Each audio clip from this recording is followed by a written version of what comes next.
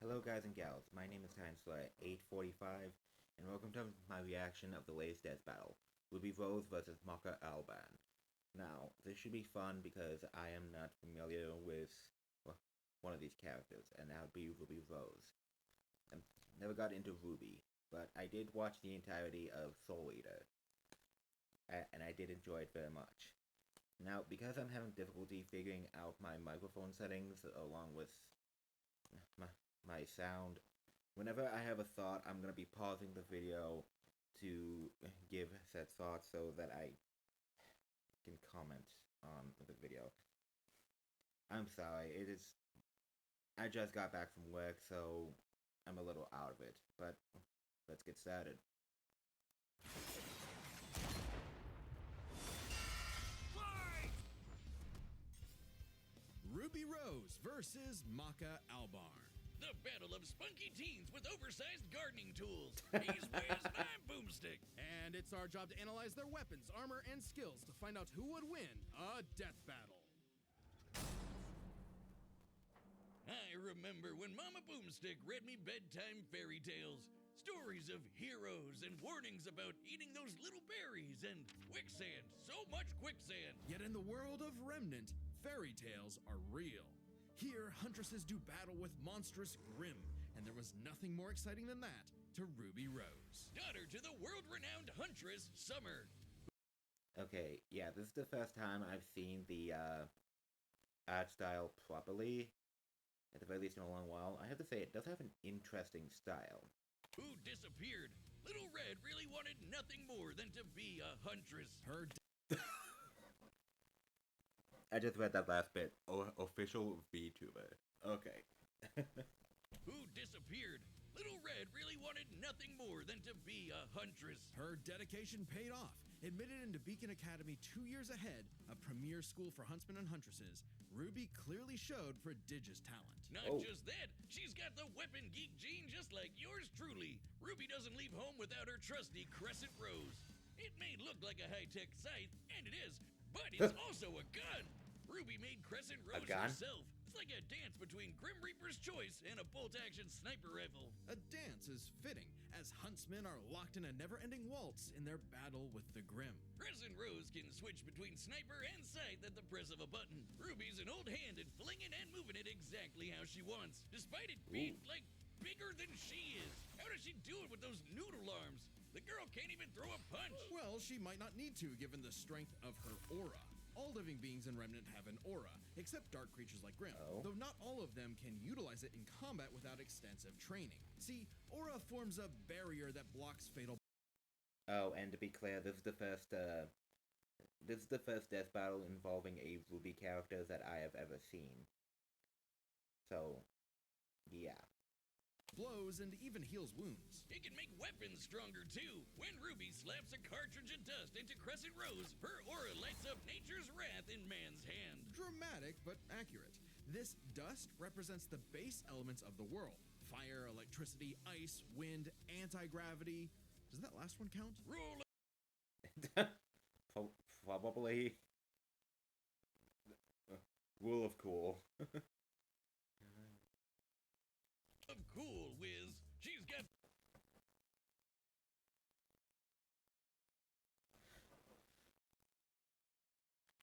wind, anti-gravity.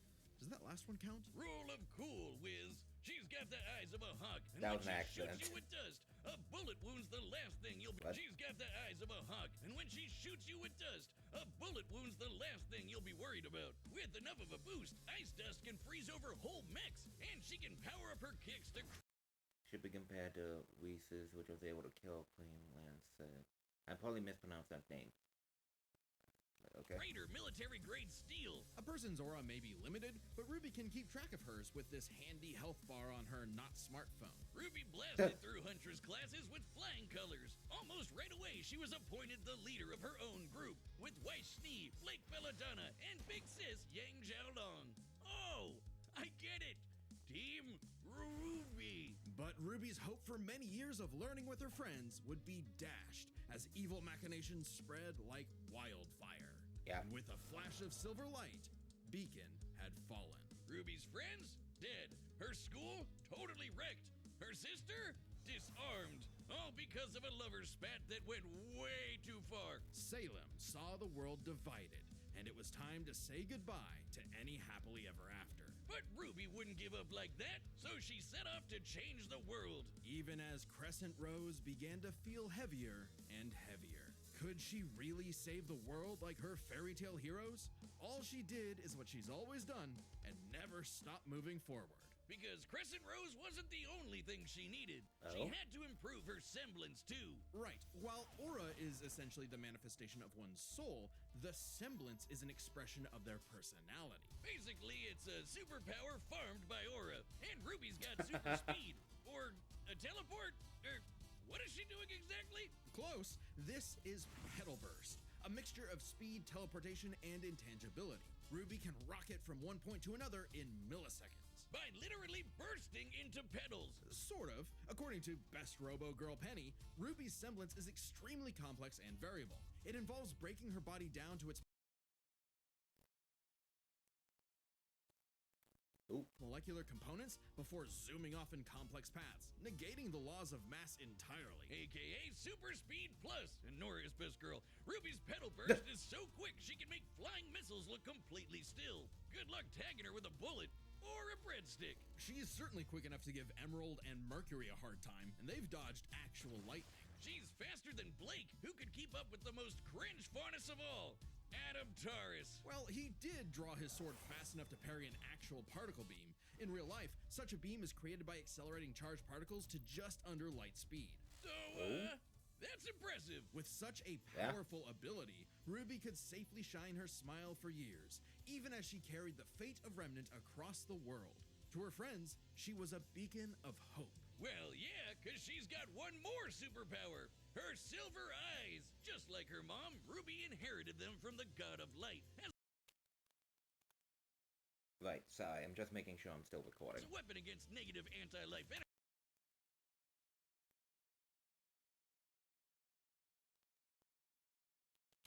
like the evil goop Grim spawned from. Just a wink and blam! Sayonara, Dragon of Darkness! But Ruby's skills didn't falter after her time at Beacon. As she journeyed across Remnant, she leveled up to compete with all sorts of powerful magic and mechanized foes. Her team could even match the Ace Ops. Interesting. I've read the last bit. An elite squad of longtime mechanized foes. Her team could even match the Ace Ops, an elite squad of longtime professional huntsmen. Including Harriet, whose super speed semblance was totally outclassed by Petal Burst. And Vine, whose aura was strong enough to contain a bomb that was about to decimate the whole city of Mantle. Man, these are some pretty powerful auras. Though it's important to remember, Ruby is only 17 years old. The weight of being a leader, a savior, and a huntress like her mother would get heavier and heavier and heavier. She got over it. Look at her go! Taking Crescent Rose firmly in hand and sending a message of unity to the rest of the world. Ruby had finally left the fairy tale behind, taking one more step toward the day we've waited for. Interesting. I might have to watch this series at some point, but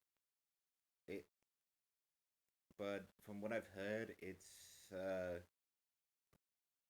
starts good and kind of becomes mediocre, I guess, due to the creator passing away. I might be wrong on that, but I might look into it if I have the time. Today's battle is sponsored by Prize Picks. We all make decisions. No.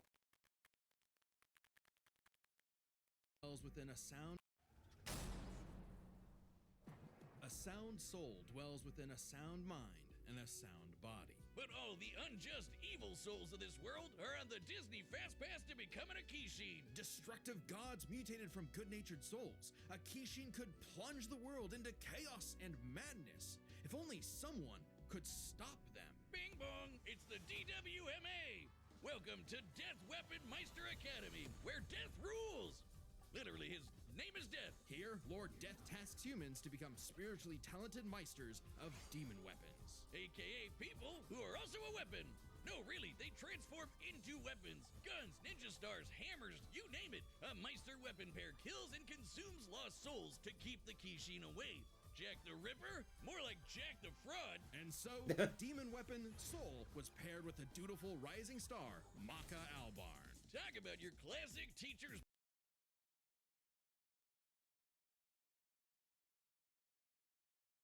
1 in 50 million. It's been years since I've watched this. I'm gonna need to rewatch it at some point, but I remember enjoying it. pet. The kind of girl who leaves an apple on the desk and goes, "Teacher, you forgot to give us homework," and then we jump them. As if Soul's any better. A weapon who's too concerned with being cool to do any real work. Hey, Soul's not just any demon weapon, he's a scythe, and he's got his sights on upgrading to the highest level of Death Scythe. Which would be a high honor. And lucky for Soul, Maka always aims high. With that common goal, Maka and Soul formed the Dream Team. All they needed was 99 Kishin eggs and the soul of a witch. Easy, right? Maybe, since Maka is extraordinarily perceptive at spotting and examining souls. She can detect spiritual presences from millions of yards away and can discern its nature, stability, and emotions. Time for class then. The two trained hard, but their styles kinda weird. Okay, so Maka guides Soul in the direction she wants to go, but Soul, the scythe, does all the actual movements himself. Maka's the Meister, Soul's the weapon. Like conductor and instrumentalist, a Meister weapon pair cannot work in harmony without total cooperation. Too bad their teamwork sucked. They fumbled the easiest chance for Death Scythe status, F-. Maka just could not get in tune with Soul's wavelength. She was skilled, sure, more skilled than most. Keyword, most. There were plenty of rivals showing her up, like Blackstar and Tsubaki. Really puts a damper on the straight A's when this show-off is doing better than you. It was up to Maka and Soul to improve their teamwork through Soul Resonance. What I said about wavelength wasn't metaphorical. Rather, wavelengths are the means with which Meister and weapon draw strength through each other. Think of two wavelengths as different emotional amplitudes that must merge at one alignment. If the Meister's the guitar and the weapon's the amp, then they create a feedback loop to increase its frequency. That's Soul Resonance. Soul Resonance creates a telepathic link and surges their strength and speed. And preps them for cool scythe moves like the Witch Hunt Slash, a big energy strike that puts the L in evil. As the name implies, it works especially well against witches and other evil creatures. It's not exclusive or anything. It's actually really deadly against evil because of Maka's rare anti-demon wavelengths. Basically, being a goody little two-shoes gets her the power of purity or whatever. Maka and Soul were becoming a synchronized unit, though one would sometimes need to rein in the other's idiotic habits. And the other guys gotta stop their annoying overthinking, Wiz. But everything changed after a, unique encounter with Krona, which nearly killed Soul. Now Soul had an ogre pal in his head, waiting for him to swing on over and play the piano.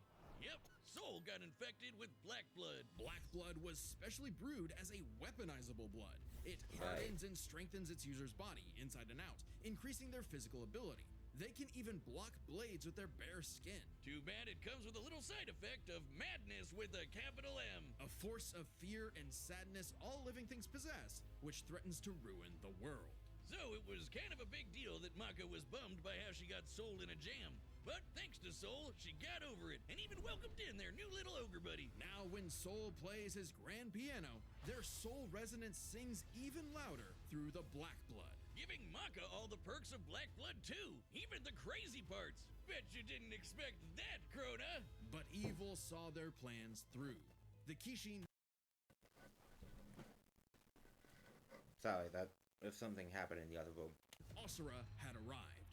Madness was spreading everywhere. So Maka and Soul had to lock in and upgrade their witch hunt to the even stronger demon hunt slash. They went on even more missions to reap souls with classmates like Blackstar, and that guy outran his own shadow. Perhaps the most obvious evidence ever of faster than light speeds, and Maka could finally keep up with him. Pair that with her fight with the demon tool Gopher, who could obliterate whole mountains, and you've got one hell of an ass kicker. And yet, Maka's relationship with Soul still faltered.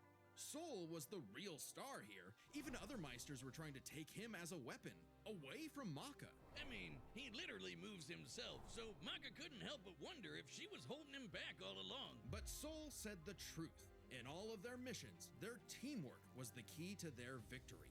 An orchestral performance is only as good as the one conducting. And so, their wavelengths played... Maka has a different final form in which he manifests sized blades from her body due to her father being a death size. This form does not appear in the original manga and thus excluded. This series really needs the Full Metal Alchemist Brotherhood treatment, because I would love to see that. I don't read manga.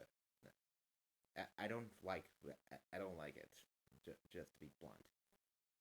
But that would be interesting, in all honesty. Aid in harmony, and Maka donned a dress of black blood. It's an armor literally made of blood, and it lets Maka fly around and shoot out her soul as an epic sound wave. So freaking metal! At the same time, Soul discovered he could hack souls and directly transmit Maka's anti-demon wavelengths, basically shutting their enemy completely down through Soul Adagio. And they finally achieved 98 humans and a witch.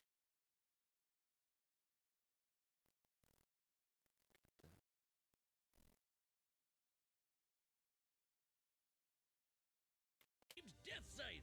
The dream's here, baby. So when Krona's own black blood reached its final stage, Maka and Soul flew to the moon. A moon small and unassuming, but so dense it has the same mass as the planet itself.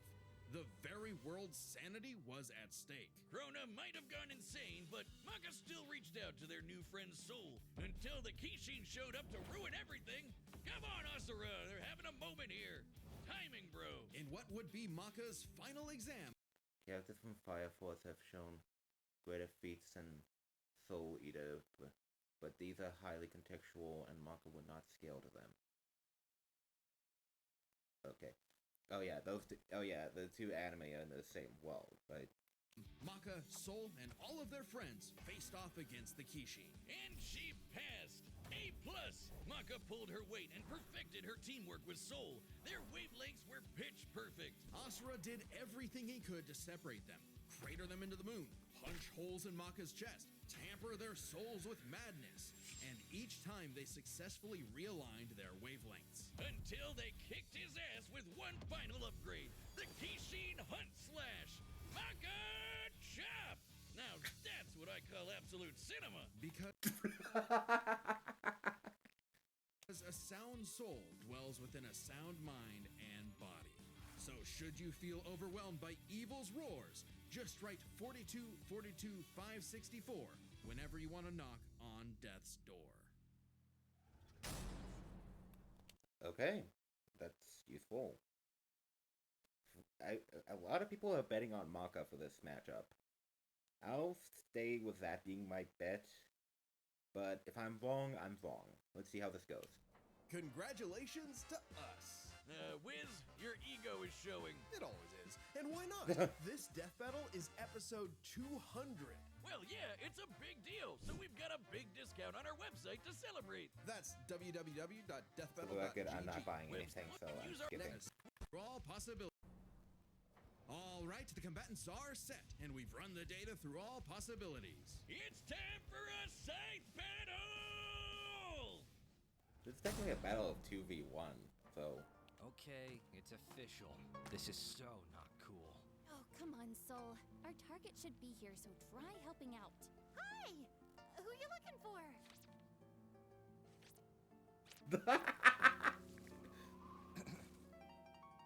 Little Red Riding Hood, your humanity has strayed from its just path, and the Shinigami has conquered. Oh my gosh, your boyfriend turns into a scythe! Oh, that's so cool! Your soul is ours!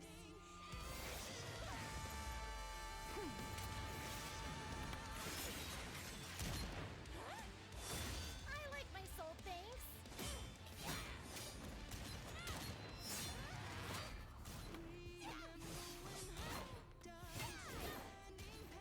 Won't lie, Red. Your moves are sick, but too slow for my Meister. You haven't seen anything yet. Focus. She's good, but we can handle it. Let's go, Soul Resonance!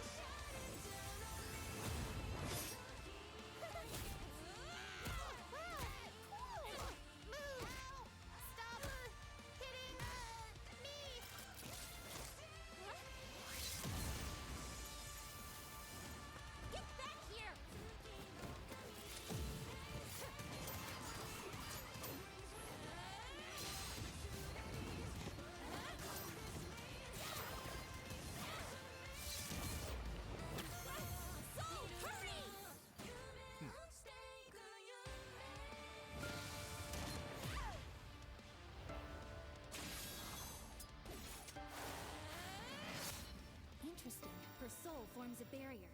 Try helping out. Relax.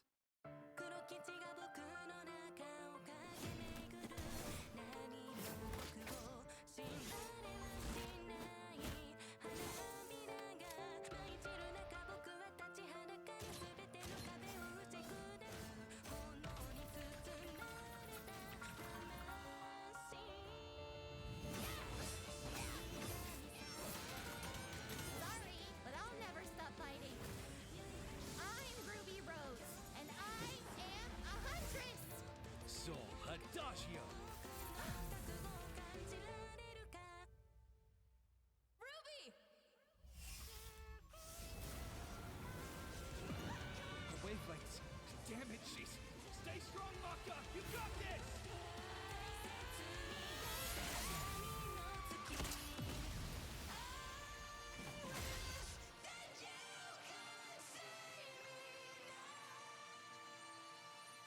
A simple, honest soul. Ruby Rose, huh?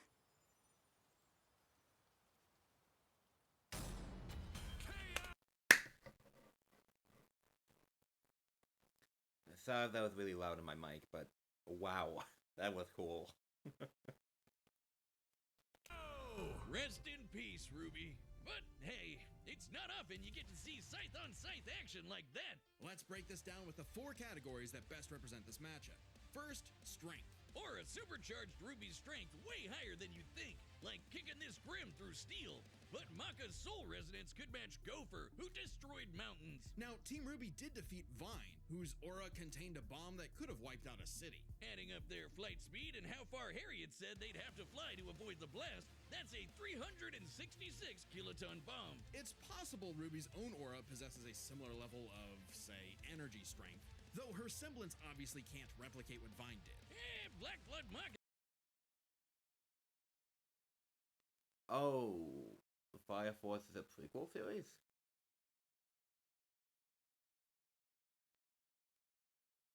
Okay. Got blasted by Asura into the moon. Yeah, it's small, but its mass is the same as Earth's, right? Putting Asura's strikes at 2 quadrillion tons of TNT. Utilize chain resonance to amplify.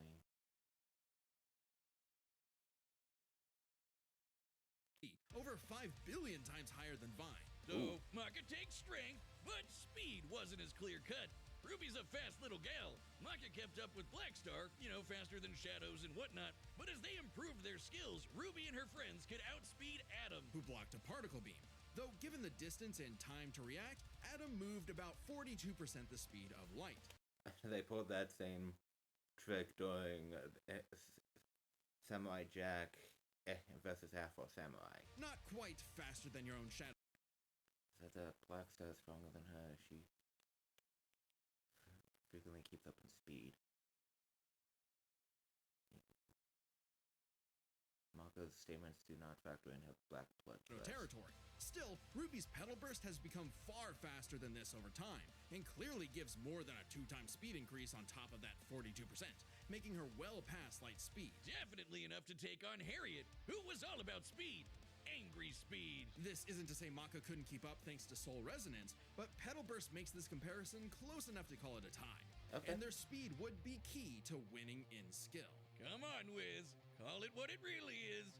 It's Scythery. That's not a word. Maka's Scythery was pretty good, but Soul does all the movement for her. As a Meister, she was mostly a guide. It's easy to assume that Ruby's, Scythery was superior. She's entirely self-sufficient at dancing with her weapon. Soul's own control is still a factor here, but it doesn't change that Ruby's been swinging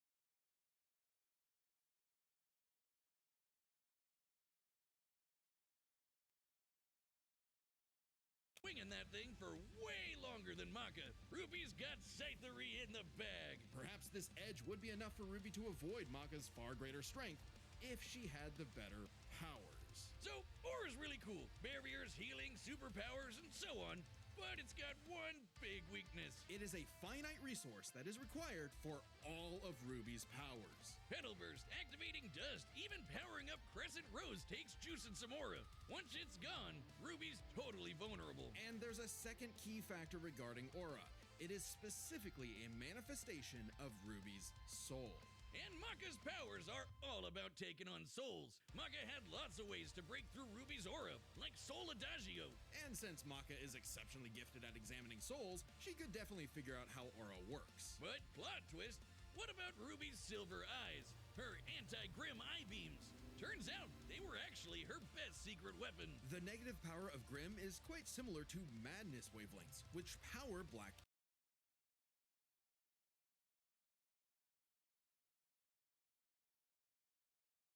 blood. Since anti-demon wavelengths can cancel out black blood, the silver eyes should achieve a similar effect. But Maka and Soul's whole story is about reaching that perfect soul resonance. Asura tried every way in the book and more to separate their wavelengths and failed. And we already talked about how much stronger he is than Ruby. Maka takes powers, because when she rose to the occasion, Ruby didn't stand a semblance of a chance and bit the dust. The winners are Maka Albarn and Soul Evans. Wait, his name is Soul Evans? Next time on Death Battle. Who we got? Who we got?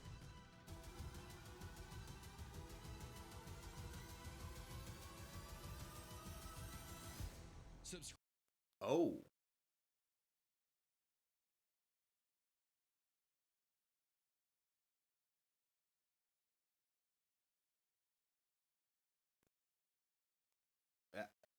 I might react to that one too, but due to Blade being a Marvel character, I'd probably be betting more on him, but I don't but I don't know. I don't know. I'll save that discussion for when or if I actually watch that. So that was a lot of fun, and I did fully enjoy that.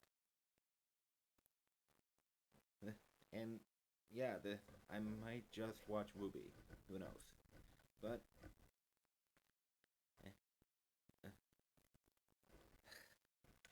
I have forgotten how to end videos. All right. Well, I hope you all enjoyed. Like, comment, subscribe, do whatever the hell you want here. Time Slayer 845 signing off. Goodbye.